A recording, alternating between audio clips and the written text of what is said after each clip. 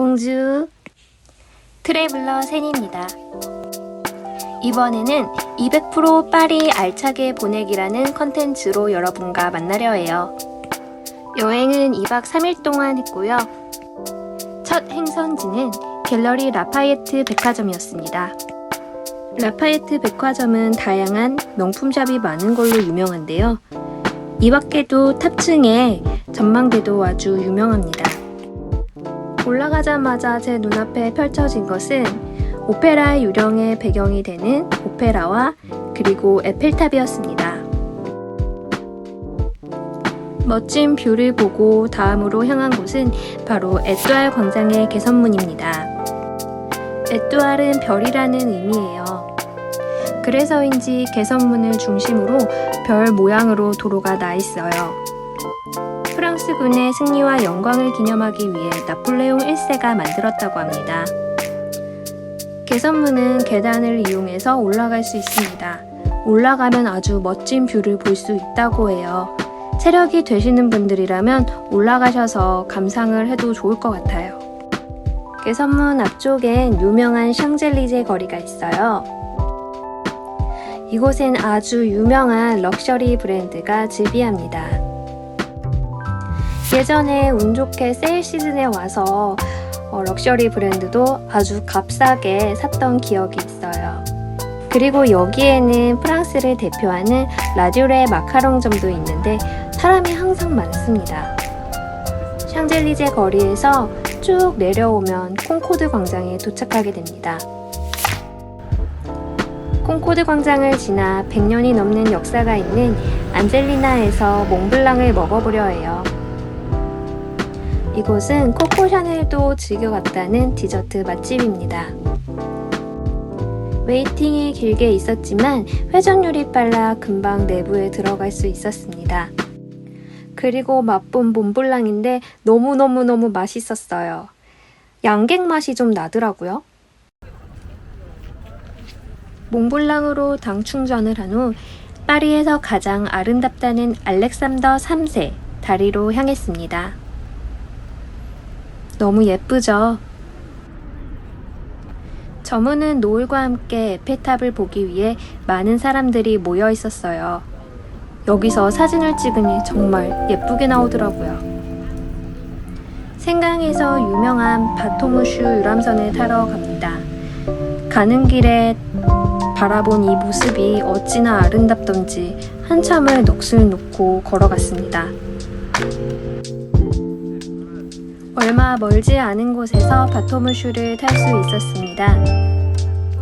예전에 한 번은 주말 저녁에 온 적이 있었는데 사람이 정말 너무 많아서 줄도 셀 수 없겠더라고요. 하지만 이날은 대체적으로 사람이 적은 편이어서 많이 기다리지 않고 배를 탈 수 있었습니다. 배는 30분마다 운행을 하고 있었고 바토무슈에 한국인들이 워낙 많이 타서 한국어 설명이 있어 매우 편리했습니다.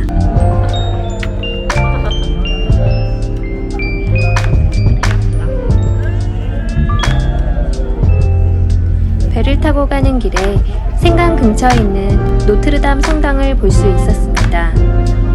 예전에 화재로 훼손되었던 노트르담 성당 앞쪽은 이미 많이 복원이 된 듯 했지만 뒤쪽은 아직도 많이 복원이 필요해 보였어요.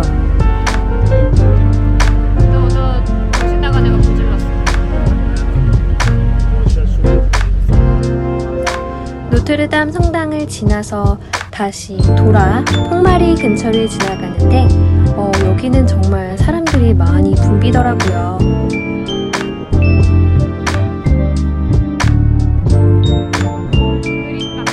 날이 어두워지고 밤이 되니 조명이 켜지는데 정말 그림 같은 풍경이 펼쳐졌습니다. 영화 미드나잇 인 파리가 생각나는 아주 멋진 풍경이었어요. 그리고 제 눈앞에 에펠탑이 나타났습니다. 에펠탑은 철근으로 된 구조물일 뿐인데 왜 이렇게 이 구조물에 전 세계 사람들이 열광하고 매료가 되는 걸까요? 이러한 상징적인 것들이 그 나라에 얼마나 커다란 영향을 미치는지에 대해 다시 한번 생각해 봅니다. 배가 고파서 오르쉐 미술관 근처에 있는 코코리코로 향했습니다. 이곳은 덕스테이크가 매우 유명한 곳인데요. 덕스테이크도 에스카르고도 다 제 입맛엔 너무 비리게 느껴져서 먹기가 좀 힘들었어요. 그래서 숙소 근처에서 비스트로를 찾아 샤키테리랑 와인을 먹었는데 아주 만족스러웠습니다. 이튿날이 밝았어요. 아침 일찍 몽마르트에 가기 위해 밖으로 나왔습니다. 출출해져 유명한 브런치집을 향해 갔어요. 비건 스타일의 브런치 가게였고 아무 기대도 안 하고 갔었는데 완전 대반전. 너무너무 맛있었어요. 비건이 이렇게 맛있나 싶을 정도로 매우 새로운 메뉴였습니다.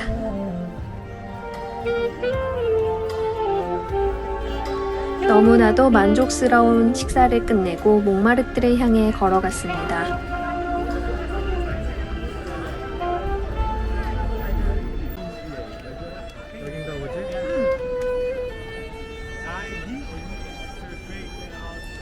가는 길에 예전에 TV에서 많이 볼 수 있었던 사랑의 벽을 볼 수 있었어요. 기념하기 위해 사진 한 장 찍고 다시 이동합니다. 사크레퀘르 대성당에 도착했습니다. 예전에 드라마에서 본 적 있는 이 돌아가는 회전목마가 저에게는 굉장히 인상 깊게 다가왔어요. 위에서 본 풍경입니다. 사크레퀘르 대성당 옆쪽으로 계속해서 걸어가다 보면 몽마르트 예술인의 거리가 나옵니다. 가는 길에는 다양한 기념품 샵과 그림을 그려주시는 많은 예술가 분들을 만나볼 수 있었습니다.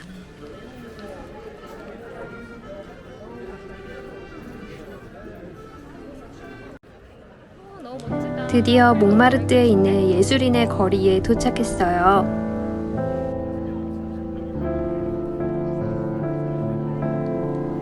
광장에 엄청나게 많은 사람들이 자리를 잡고 그림을 판매하고 있었습니다.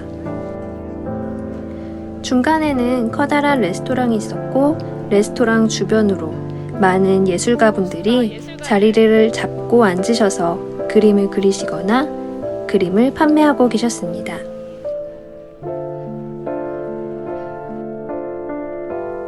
그림을 그리고 있는 많은 분들이 다들 표정이 엄청 좋더라고요. 자기가 좋아하는 일을 즐기면서 하는 게 멋져 보였어요. 몽마르트에 갔다가 시간이 남아 세잔네에서 옷구경도 했어요.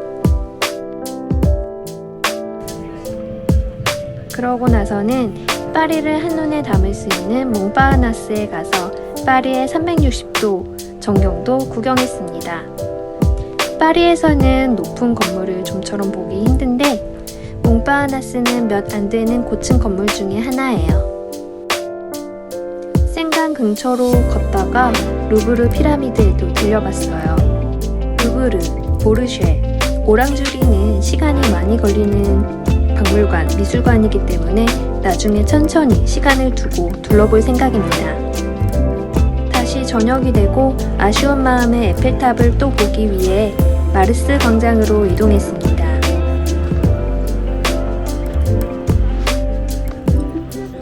마음껏 에펠탑을 보고 난 후에는 저희는 다시 출출해져 한식당을 찾아가기로 했습니다.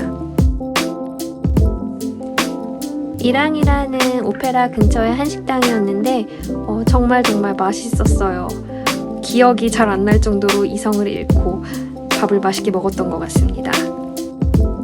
소화도 시킬 겸 걷다 보니 몽도무 광장에 도착했어요. 몽도무 광장 좌측에는 다이애나비가 살아생전 마지막으로 묵었던 호텔 리츠 파리가 보였습니다.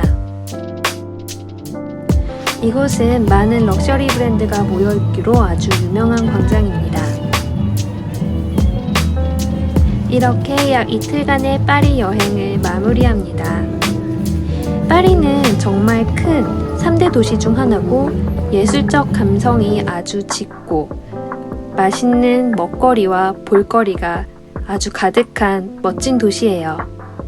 저의 영상이 도움이 되었길 바라며 그럼 우리 다음에 또 만나요. 안녕.